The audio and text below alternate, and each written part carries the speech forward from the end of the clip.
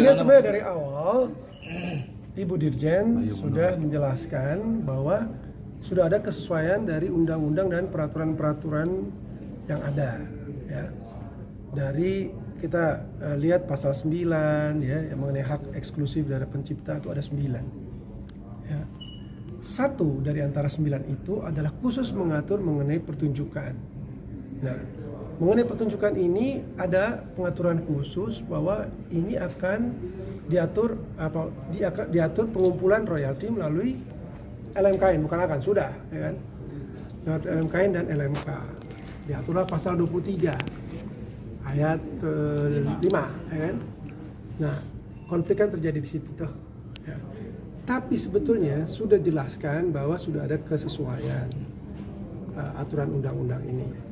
Saya melihat begini, saya melihat ini bukan masalah hukum, tapi banyak nuansa masalah pribadi. Ya. Kalau saya sih gampang saja, saya kan sudah memberikan pernyataan, saya tidak membawakan lagunya Ahmad Dhani, ya, baik sendiri maupun bersama Dewa. Nah, ini pun sebenarnya saya masih saja membuka kemungkinan untuk pembicaraan lebih lanjut. Ya. Kalau teman-teman yang lain mau menyelesaikan masalahnya, saya kira bisa juga dong. Iya. Nah, masalah yang lebih krusial adalah masalah hukum ini atau masalah tentang aturan ini berhadapan dengan penerapannya, ya, bahwa penerapannya adalah melalui lembaga manajemen yang bersifat kolektif.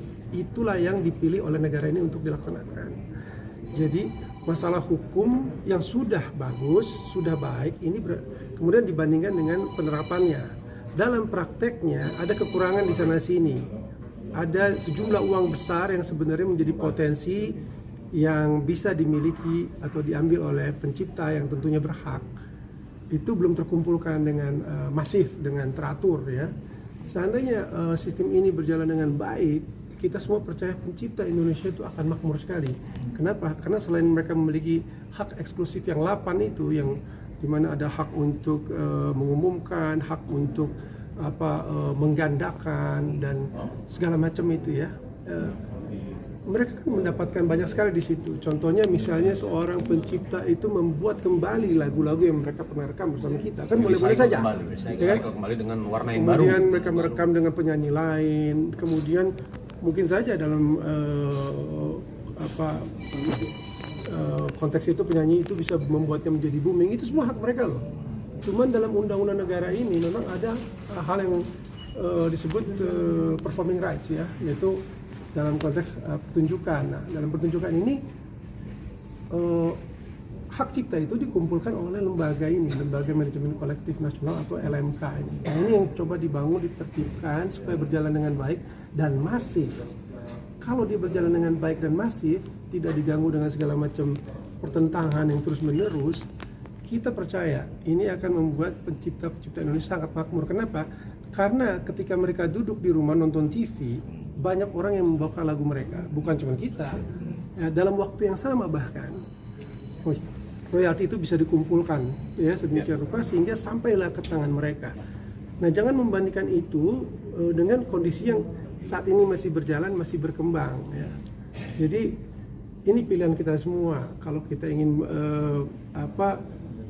semua saling menyokong, saling peduli, baik pencipta maupun performer, ya. Artinya ada semangat gotong royong untuk ini semua. Kita bisa duduk bareng lalu melihat sistem ini berjalan dengan baik, ya. Itu saja. Jadi hari ini sebetulnya dari pertama sudah cukup tegas bahwa tidak ada satu pertentangan di antara undang-undang ini, dan kita harus masuk ke dalam aspek-aspek yang lebih praktikal, ya, lebih di lapangan lah sifatnya, bagaimana ini bisa dijalankan dengan baik. Banyak detil-detil yang harus dilakukan, ya. Misalnya kalau usul saya, LMK sebagai lembaga ini harus mengkonsentrasikan perhatiannya kepada bukan saja pengumpulan lewat TV, radio dan sebagainya, tapi juga khususnya untuk pertunjukan. Nah, pertunjukan yang mana? Kalau menurut hemat saya, adalah lebih baik bahwa lembaga pengumpulan royalti yang bersifat kolektif ini berkonsentrasi pada pengumpulan royalti untuk artis-artis yang besar atau artis utama dulu sebagai contoh, ya kan? Nah, yang punya nama, yang punya penghasilan relatif lebih besar, bukannya kita mengesampingkan artis yang lain yang mungkin ada di ujung Papua atau di Sumatera, tapi katakanlah 100 misalnya, 100 artis ini cobalah ditertibkan, gitu kan, ditertibkan supaya benar-benar terkumpul sehingga pencipta itu bisa menikmati hak-haknya, kan seperti itu. Jadi kekecewaan itu sebenarnya bisa kurangi dengan berjalannya sistem ini, dan kita semua percaya akan bisa jauh lebih baik asal kita ini sabar semua. Dan juga kita mau mengusulkan, sebetulnya tadi udah ada yang disebutkan juga bahwa tarif royalti ini yang sekarang ini yang 2% untuk pertunjukan itu kemungkinan bisa lah kita mintakan untuk dinaikkan supaya pencipta itu mendapatkan hak lebih banyak. Kita belum tahu berapa, ya? 3%, 4%, 5%. Kalau kita sih sebagai performer, penyanyi, pemusik itu mau ikut ya. Kita tidak punya niat yang buruk sebagai teman, apalagi teman sesama band, ya. Tidak punya niat buruk bahwa kita tidak membayar royalti. Tapi ada sistem yang harus diikuti. Ada sistem yang mesti dibangun dengan tertib, ya, dan ya itu moga-moga semua bisa berjalan dengan baik. Mas, kan IO-nya taat. Harus loh, waduh. Kalau gini loh Mas, kalau IO itu taat, semua IO itu terdidik, artinya terdidik dalam hal mengetahui aturan-aturan hukum yang ada. Ini banyak sekali royalti bisa dibagikan. Dan satu hal, memang saya dengar di periode yang lalu, ya. Lembaga ini mungkin lebih banyak mengumpulkan dari TV, dari radio, dari yang lain-lain ini ketimbang langsung konsentrasi pada pertunjukan. Nah mereka sekarang udah angkatan keberapa? Mungkin angkatan ketiga, ya. Harus berkonsentrasi pada pertunjukan karena pertunjukan ini sensitif sifatnya, gitu kan. Meskipun kita nggak tahu, mungkin jumlahnya kalah dari TV, saya nggak tahu. Tapi yang jelas ada banyak potensi yang bisa dikumpulkan untuk kepentingan semua pihak, khususnya untuk pencipta. Mas, tapi ada nggak sih undang-undang yang kayak melindungi kayak pencipta lagu buat ngelarang penyanyi lain untuk membawakan lagunya itu kalau kami lihat dari tadi, ya, pemaparan dari Ibu Dirjen juga sudah cukup jelas, Pun.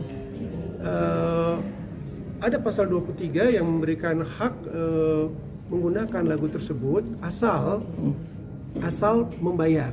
Nah, membayar lewat lembaga, lewat lembaga manajemen kolektif yang sudah sudah ditunjuk dan sudah resmi. Seperti itu. Jadi apabila kita mengikuti semua sistem yang ada, maka tidak bisa larang-larang itu, tidak bisa melarang-larang. Oke. Jelas semuanya. Mas, foto